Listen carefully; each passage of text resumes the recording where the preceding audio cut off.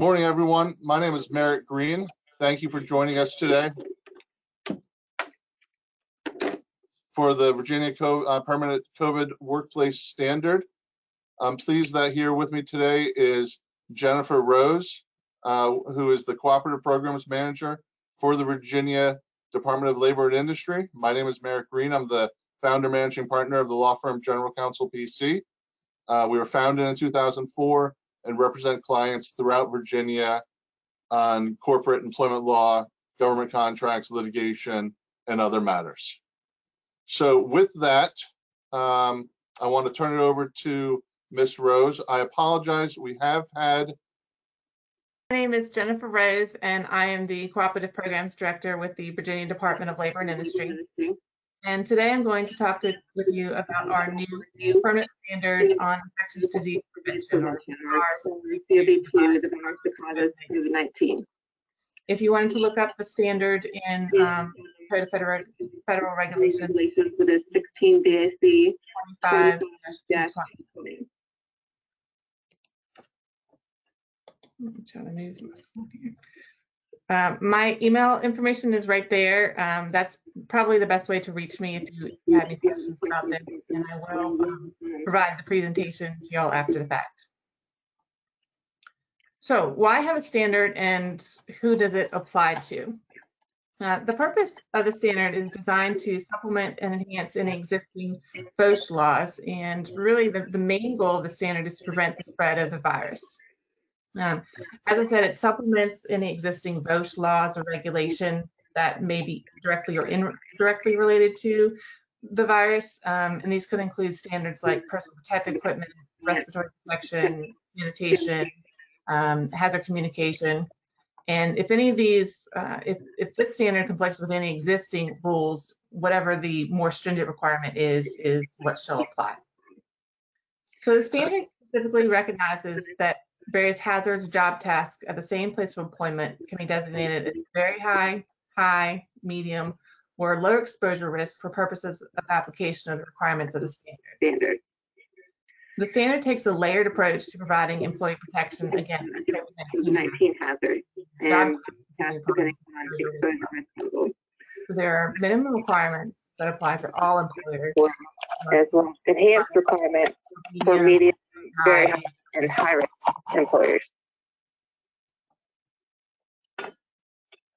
So some effective dates of the standard. This new standard became effective January 27, 2021. And in the standard, there are some requirements for training as well as a written emergency response plan. Okay. So the purpose of the standard, like I said, is to protect your employees from COVID-19. And the standard develops some specific requirements that employers can do every day to help prevent the spread of COVID-19. So we're going to talk a little bit about how you can protect your employees. Employers should require social distancing at all times, and employers should also encourage self-monitoring of employees for looking for symptoms and signs of COVID-19. Employers are required to post signs that are requesting any staff or any visitors or staff or contractors in the workplace to immediately report any symptoms. And they should be instructed on how to report those symptoms. Who should they report it to in the workplace? You also want to look at the requirements for personal protective equipment. Based on your exposure risk level, which we'll get into in a little bit, there may be requirements where you have to have employees wearing personal protective equipment, such as surgical masks or respirators, or you may fall into other risk categories where face coverings are suitable. Employers should make sure that they've provided access to hand sanitizers and soap and water if available. And then also training of your employees on what the standard requires, as well as any job-specific procedures that you've got in place. And you should always have a policy that doesn't permit employees who are known or suspected to have COVID-19 to remain at work. And this, again, should include contract workers, temporary workers, and any subcontractors. So a little bit about the exposure risk levels. Lower risk jobs are those that do not require contact inside 6 feet with persons known to be or suspected of being that may be infected with COVID-19. These individuals have minimal occupational contact with other employees or the general public, or could achieve minimal occupational contact through the implementation of work practice controls. These are controls that are in place in addition to any face coverings or barriers. Some examples of this would be physical barriers or any administrative controls, as well as employees that telework. Obviously, those are lower risk exposure levels according to the definition in the standard.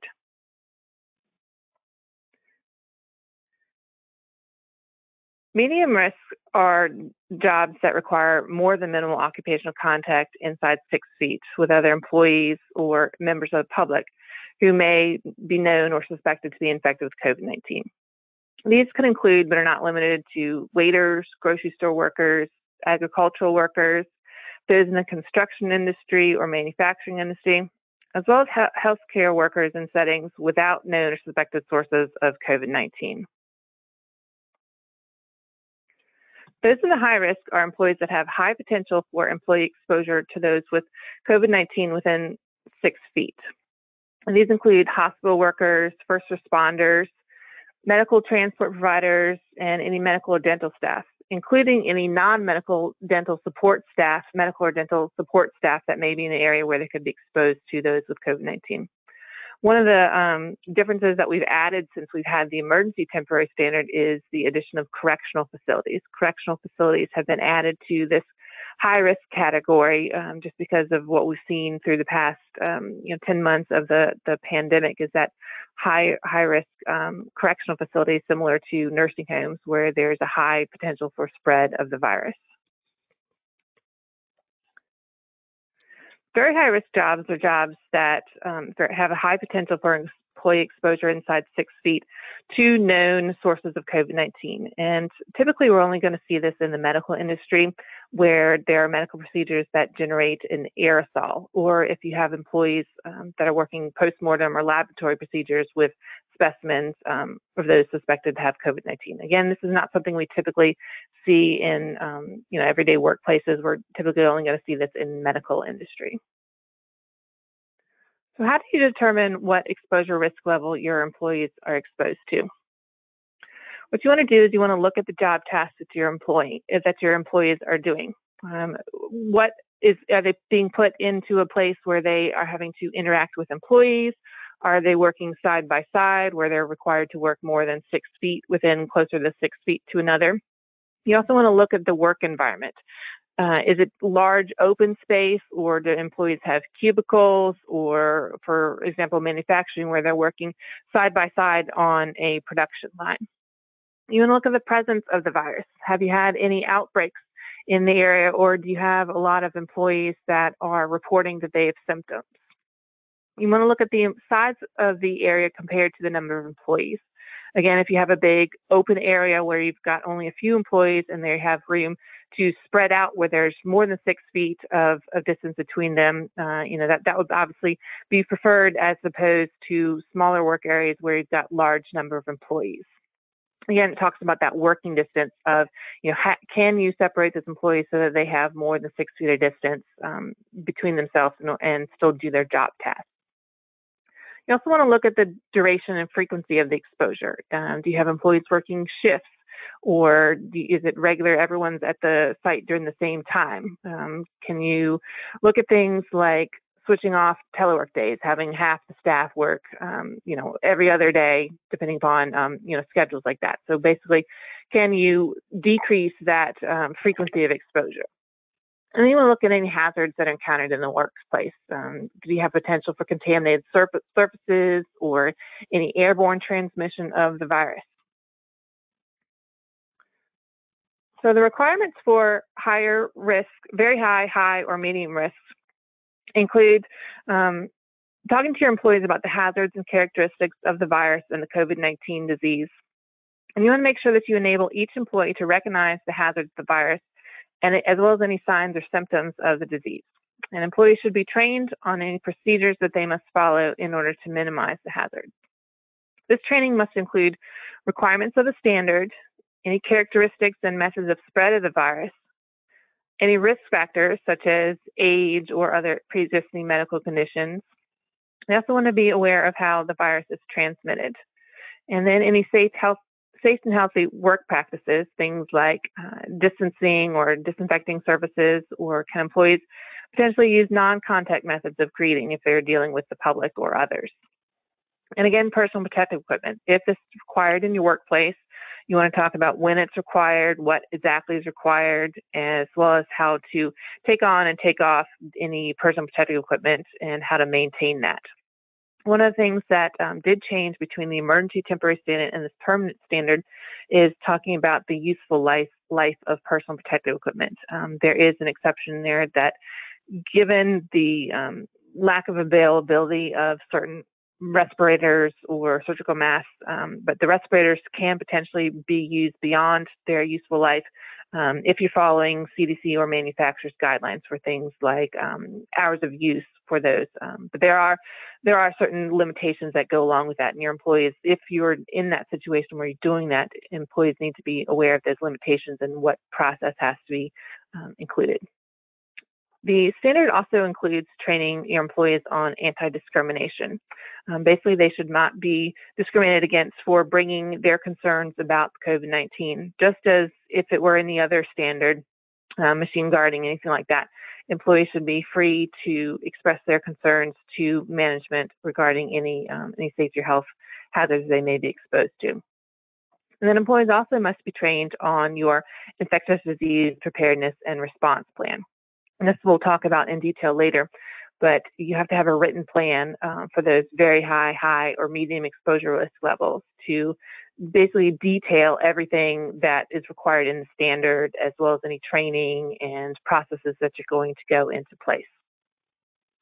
One thing with the training is that any mandatory, non-mandatory recommendations by any CDC guidelines that the employers comply with, they may comply with those in lieu of any provisions of the standard. And this is something that carried over from the emergency standard as well. Given that the CDC guidelines are changing very consistently, our standard has that statement in there about following CDC guidelines, just because we are in fact we know that the guidelines do change, and our ability to change the standard is very, very hard to do to change the standard once it has been adopted. So the requirements of training are both in Section 70 and 80 of the standard. Let's see. Some other requirements for employees to include in their program are the use of sick leave or teleworking. Like I said, staggered shifts. Can you switch employees out and have some come in the afternoon or the morning? And you also want to provide any policies and procedures that you expect employees to follow on reporting, as well as monitoring any symptoms. You have to have in place a system of reporting positive test results. If you have employees that tested positive, who do they need to contact at your workplace? The standard also has some reporting requirements the employer to report cases within a 14-day period. If employers have 2 or more positive cases in their workplace within a 14-day period, they are required to report that to the Virginia Department of Health. And the reporting requirements change when you're reporting to the Department of Labor and Industry. We look at any cases with 3 or more positive results have to be reported to OSHA, or to the Department of Labor and Industry.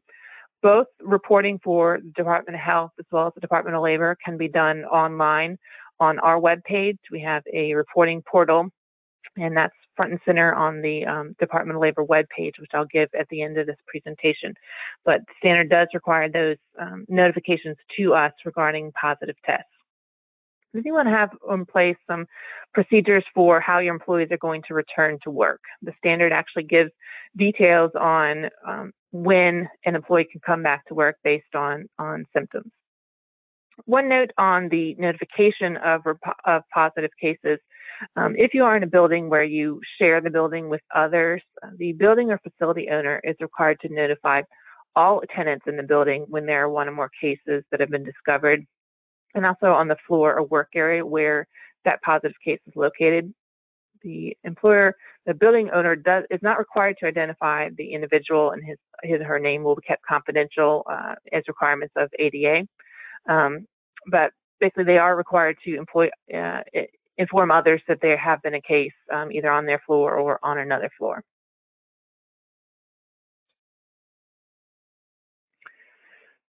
One of the things when you're doing your assessment is to look at the requirements for personal protective equipment. In doing that exposure level classification, you want to look at what hazards your employees are exposed to, and then select personal protective equipment that covers those.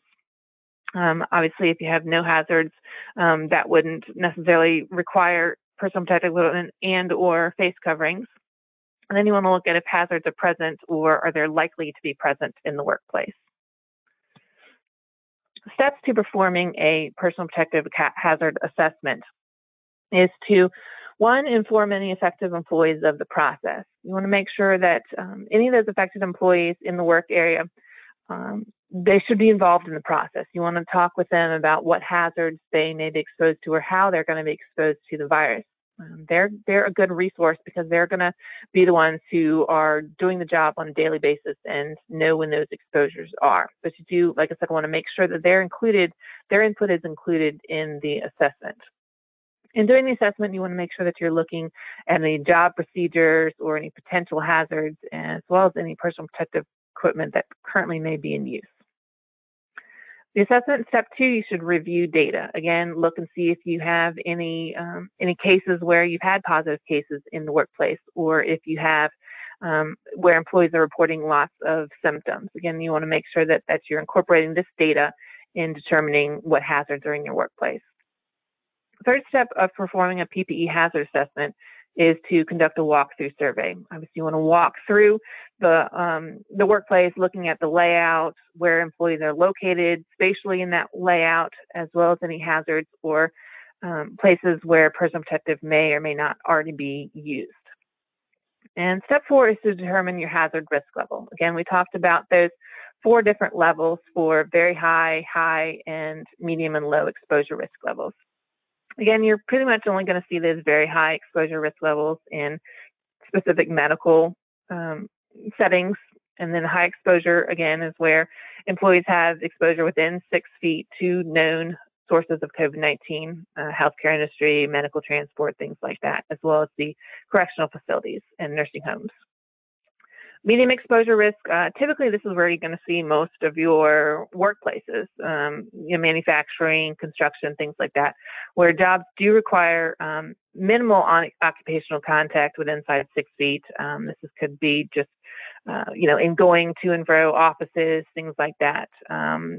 Typical examples are schools, any high population density work environments, again, processing or manufacturing where employees may be on the manufacturing line and they're required to come within 6 feet of any other employees. High volume customer facing retail facilities, things like grocery stores, restaurants, bars, all those would follow under that medium exposure risk level as well. And then the lower exposure risk, again, we talked about those, any employees that are remote working, or any office workers who do not have contact within 6 feet to other employees, customers, or the public. And the 5th step, you want to determine what controls you're going to use to protect your employees against COVID-19. Does your exposure risk level require the use of personal protective equipment, or is the use of a face covering appropriate? And then when you do this hazard assessment, it is required to be written. And the standard we do provide a copy of a template for hazard assessment, and I'll show that next. It is on our webpage so that you can access that so employees can perform the hazard assessment and document it. This hazard assessment does have to be made accessible to employees. It has to be signed and dated by the employee that performed that hazard assessment. And this can be kept either electronically or as a hard copy. And as you go along, this hazard assessment may need to be reassessed. Again, if you have all of a sudden a spike in the number of positive cases, or if you have more employees reporting symptoms, that may be something where you may need to go back and look at your exposure risk level or those controls that you have in place. Here, like I said, is a copy of the hazard assessment that we provided on our work on our webpage, and I'll leave that webpage at the end of the presentation. Basically, what you're going to do here is you're going to follow from left to right. You want to look at any hazards that your employees are exposed to. You know, are they standing in front of public, or do you have employees that have to face one another within 6 feet? You want to look at any engineering or administrative controls that you can put in place to lessen or prevent that exposure to the hazards. Things like physical barriers, administrative controls, things like moving around shifts, you know, processes for to move employees around or space them out in the work area.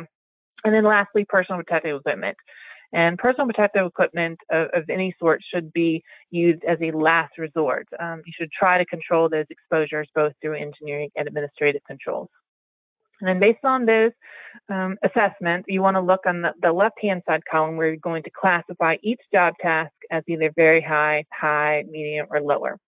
Now, you may have some job tasks in your workplace that fall in different categories. You know, you could have, let's say, an office setting where those employees would be rated as a lower risk assessment, but you then also have employees that work on the plant floor where they may be in that medium or high exposure risk level.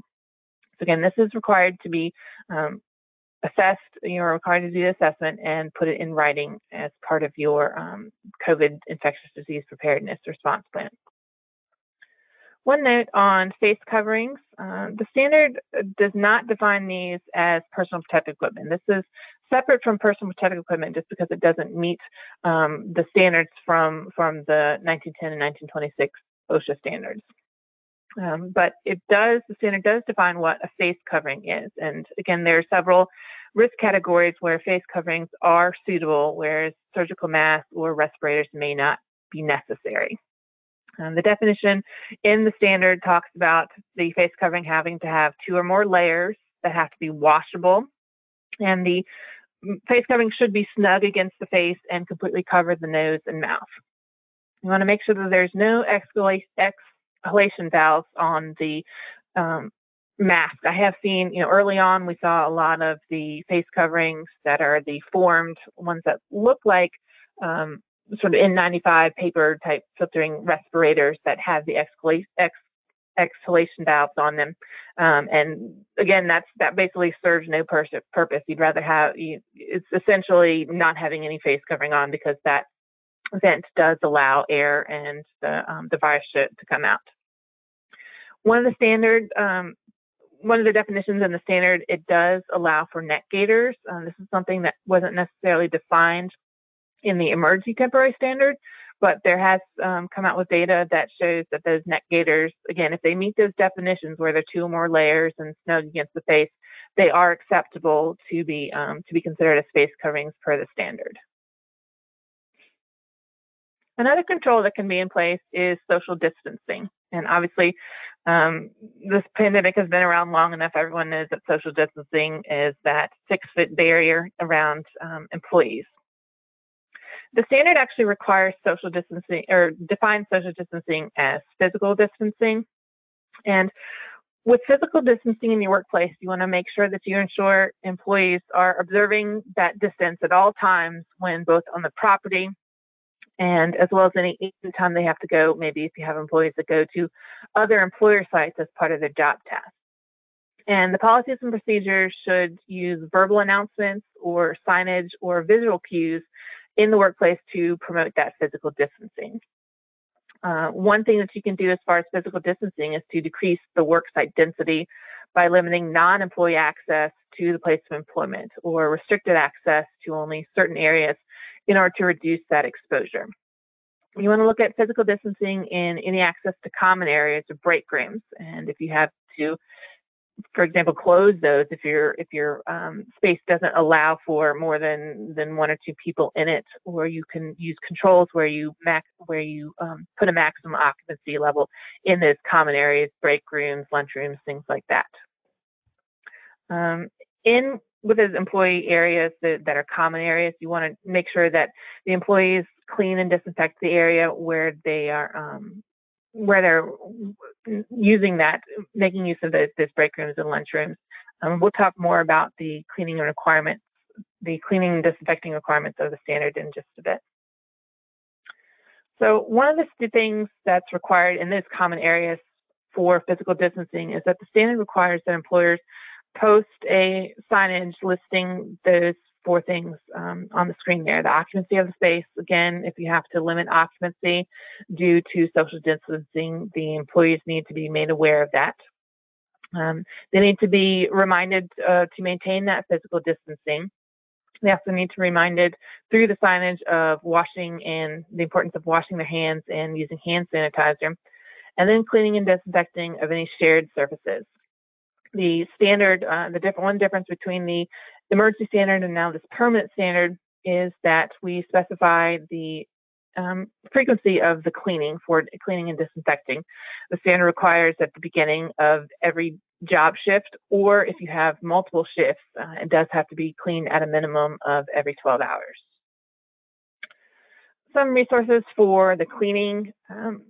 High touch areas, these could include things like tables, chairs, and in common areas, door handles, light switches, some commonly areas that may not be considered but should be are things like vending machines, or if you have employees in manufacturing facilities where they're using the same pallet lift, anything where you've got a opportunity for more than one employee to be touching those areas, you want to make sure that you are disinfecting those. The EPA webpage, there is a list of disinfectants that are appropriate for protecting against or eliminating, disinfecting COVID-19 virus. One of the requirements that did change from the emergency standard to the permanent standard was the allowing for employees to use disinfectants that may not necessarily be on that EPA webpage, but are equivalent, because not all manufacturers may be on that list. But obviously, as the pandemic has gone on, more companies are manufacturing disinfectants that are suitable for protecting against the virus. So now we're going to talk about the Infectious Disease Preparedness and Response Plan. These are required for employers that have employees in the very high risk categories. The program does have to be in writing. For medium employees or those workplaces that have 11 or more employees, it has to be in writing. If you have less than 11 employees, you're only required to have the plan in place. You don't have to have it in writing. It can be more of a verbal program. But the plan and the training requirements, again, have to apply to those with the very high, and medium exposure risk levels. And the employer should designate a person who's responsible for developing and implementing the plan. As far as a guidance document on our webpage, we do have a sample template that employees can use in order to meet the requirements of the standard. Basically, it's sort of a boilerplate where the employer fills out the specifics related to their workplace, but it kind of takes you through line by line of the standard of the requirements and lets you fill them in and make them job specific to your workplace. The Infectious Disease Preparedness and Response Plan must include the name or the titles of the person responsible for administering the plan. And this person should be knowledgeable in infection control procedures and practices as they apply to your facility or your specific operation. Similar to the hazard assessment, you do want to make sure that you're getting employees involved in the development and implementation of the plan. And the plan should address all levels of risk that are present at your workplace and any hazard employees that your employees may be exposed to at the job site. The plan should contain where, how, and what sources of COVID-19 might employees be exposed to at the workplace.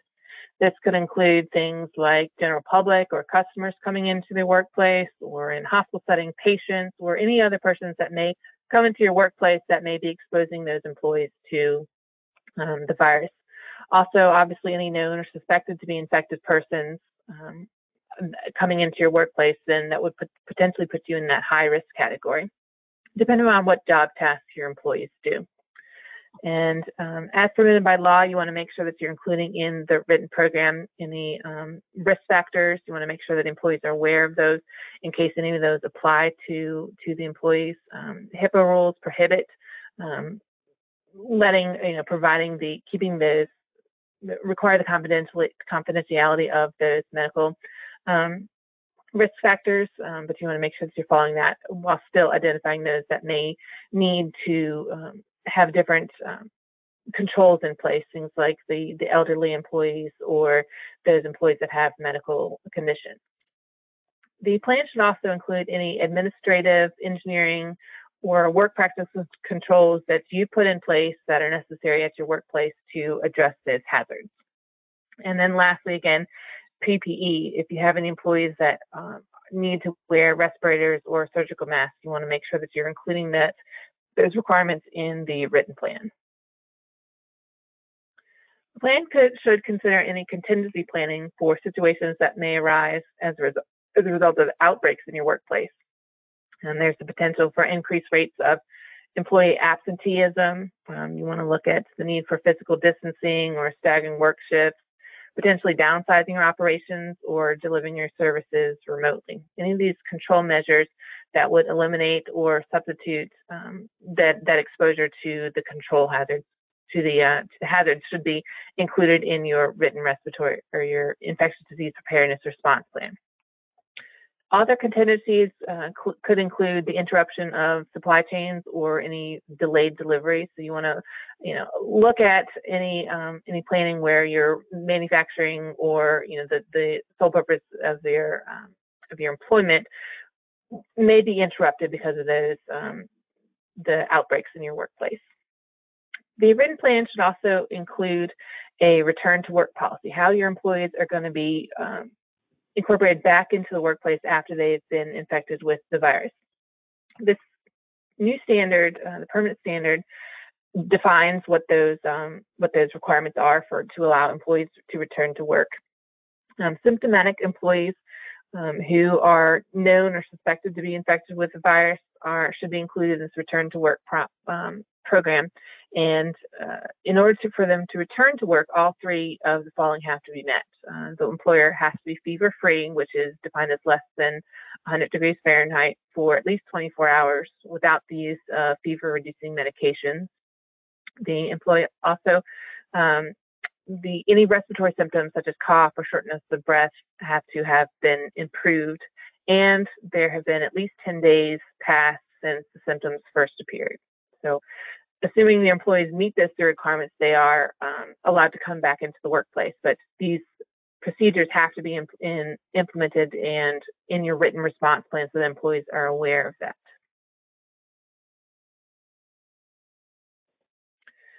The plan should also include identifying any basic infection prevention measures that are to be implemented in your workplace. Again, you want to make sure that you're promoting frequent and thorough hand washing, and this is including not just employees, but any customers or visitors that may come to your workplace. And if soap or running water are not immediately available, then hand sanitizer should be provided. The plan should talk about how you're going to maintain regular housekeeping practices, and these could include things like routine cleaning and disinfecting of surfaces or equipment or any other areas in your work environment that may be contaminated. The written plan should establish policies and procedures for managing and educating visitors to the place of employment. Are you going to convey your requirements to visitors in signage form? Are you going to put them through a quick little training program? Whatever it is, your policy on how you're going to inform any visitors to your workplace of the policies that are in place need to be included in this written plan as well. The plan should provide for the prompt identification and isolation of any known or suspected to be infected employees where they've infected away from work. This should include procedures for employees reporting when they're experiencing symptoms, not necessarily even just when they have been exposed in the workplace, but when they potentially have been exposed or have been infected outside of the workplace. The written plan should address infectious disease preparedness and response with any outside businesses. And these could include things like contractors that may come into your workplace, or any businesses that provide temporary employees to your workplace. And you want to look at any record keeping requirements. Again, those 2 or more cases within a 14-day period have to be reported to Department of Health, as well as 3 or more cases to Department of Labor and Industry using that online portal. So your plan should detail the requirements for those record keeping requirements. The plan must identify any mandatory or non-mandatory recommendations from the CDC that you are complying with in lieu of any provisions of the standard. Again, the permanent standard does make that allowance where employers can follow CDC guidelines if they are conflicting with the emergency or the permanent standard. This was more of an issue when we came out with the emergency temporary standard, where things were, it was the initial phases of the pandemic where CDC was coming out with different guidance, almost weekly. And so our standard couldn't keep up with that. But at this point, CDC guidelines have pretty much leveled out, and they're giving the same guidance. It's not changing now that we know more about the virus. But if, like I said, if there are any instances where you're following CDC guidelines that, in lieu of any provisions of the standard, you need to make sure that you know specifically what those guidelines are, and that you can provide that information to if you had a job inspection, or if you had a VOSH officer come to your site, you need to make sure that you provide those copies of the CDC guidelines to the inspector. One of the things with the executive orders is that this standard is while it was generated as a result of an executive order, the executive orders may change where the standard doesn't change, as far as things like relaxing requirements for face coverings, things like that. The only way that this permit standard would change is that if the governor's state of emergency expires. Basically, the standard requires that our agency has 14 days upon this expiration to meet with our Safety and Health Codes Board to determine whether or not there's a continued need for the standard. So I'll end with some resources here. I will talk a little bit about the VOSH consultation program. It is a free service provided to small employers, which is less than 250 employees at the work site. Basically what you can do at your request, you contact our consultants and they can provide services to you. Right now we're doing primarily virtual visits where we're talking with you over Skype and Zoom, things like that, where we're meeting with employers and employees, talking about what procedures they have in place to protect their employees. We can sometimes, depending upon what the situation is, a consultant can come out to your site and will help you do that assessment, make sure that you have all the systems and processes and procedures in place that you need to have. So again, that is a free service. It is separate from enforcement. Enforcement officers don't know what sites we go out to or the kinds of things that we find. There are no penalties related to any things that our consultants find on the work site. Basically, your only responsibility is to correct those items. We do have a dedicated web page on the Department of Labor and Industry page for COVID-19.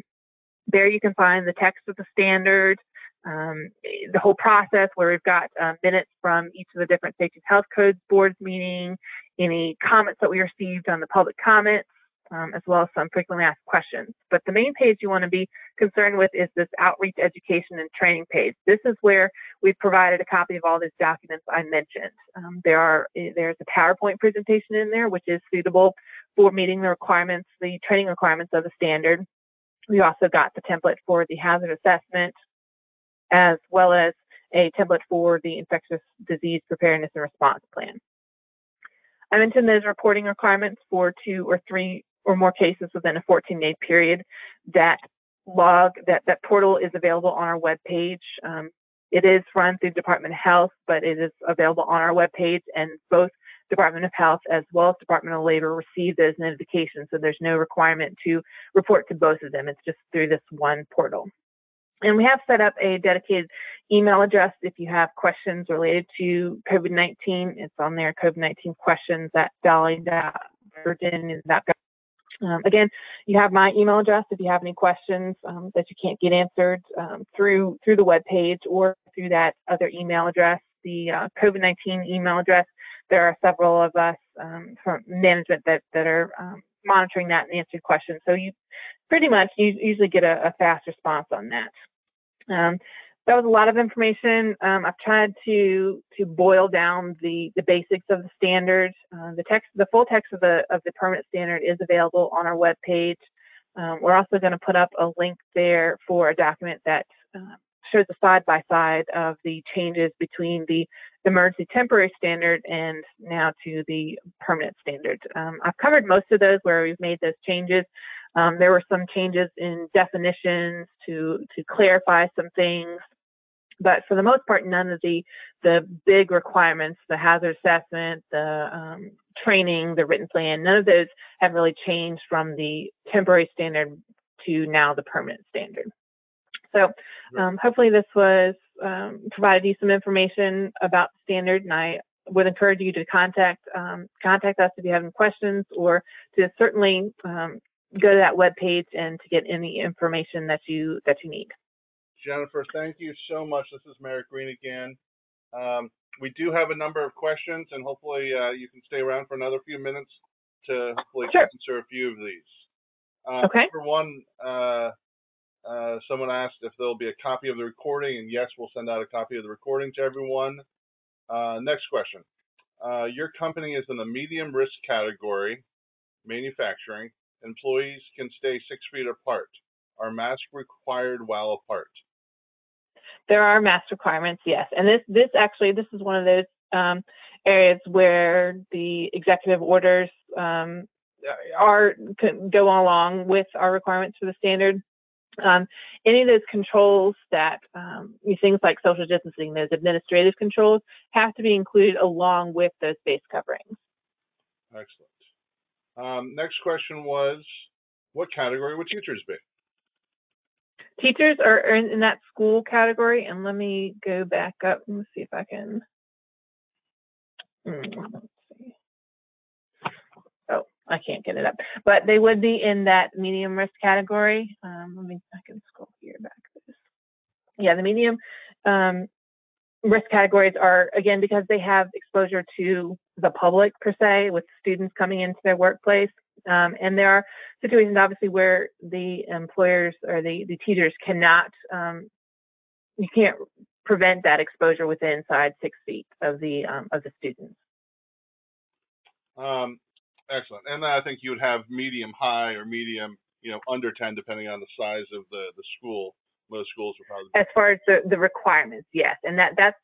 You'd still be classified under that medium exposure risk level, but some of the requirements would change. If you have less than 11 employees, then that written plan doesn't necessarily have to be in writing. It still has to be developed, but it doesn't have to be in writing. As well as those lower categories, they don't have to have a written exposure response plan, and they don't have to have the formal training. But there is, however, a document on our web page, on an outreach page, that gives basic information. That's the only requirement for lower risk employees as far as training, is you just basically have to provide them with that 1-page general document. Next question is a little beyond the scope of what we were talking today, which was, can an employer require an employee to get a COVID vaccination? And as I said, Jennifer, I assume you all are not taking a position on that, or are you? Correct. And that generally is something that, one, there are articles on General Counsel's website on that topic. We have, for a number of employers, put together a vaccine policy, and the EEOC, the Equal Employment Opportunity Commission, has put out guidance that as long as it's related to workplace necessity, there can be workplace requirements that someone gets the vaccine. Now, obviously, you have to be careful with Americans with Disabilities Act and other disabilities or religious accommodations.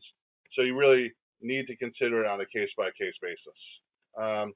Next question. We are a condo within a much larger office building. How can we confirm that the building itself has installed proper filtration requirements?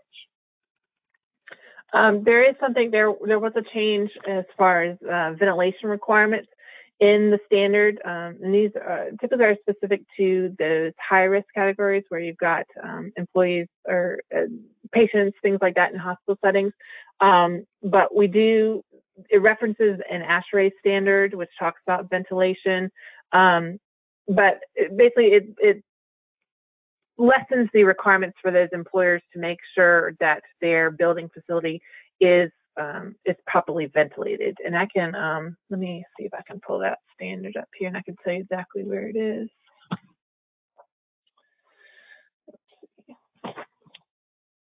But it is a section in the standard. Let me see if I can pull it up here.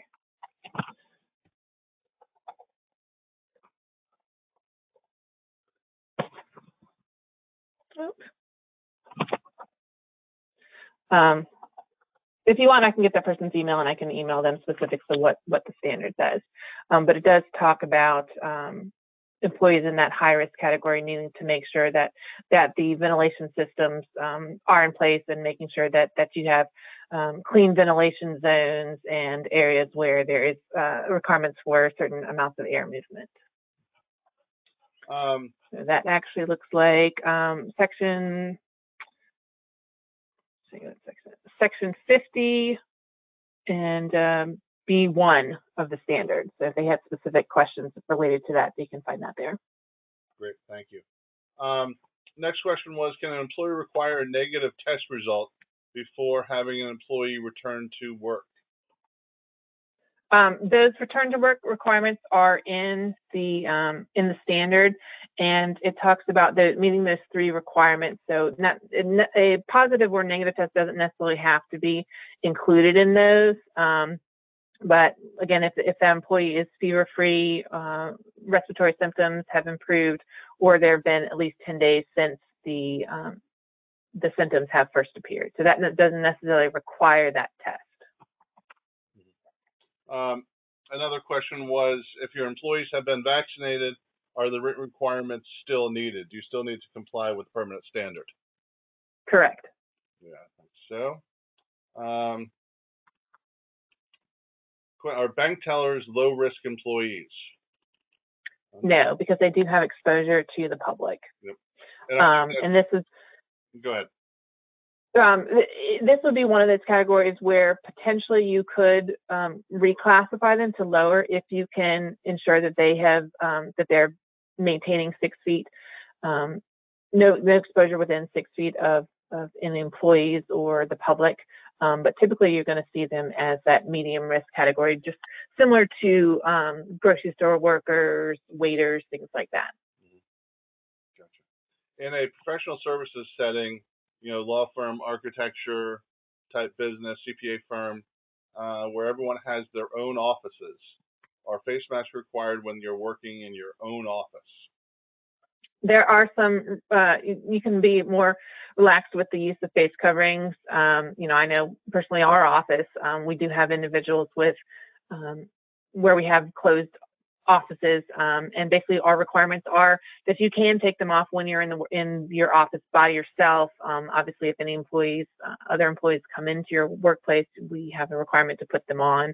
And going from office to office or office to break room, bathroom, things like that, then they would be required. But yes, there are some lessening of the requirements for the face coverings if you are the only person in the office, in your office.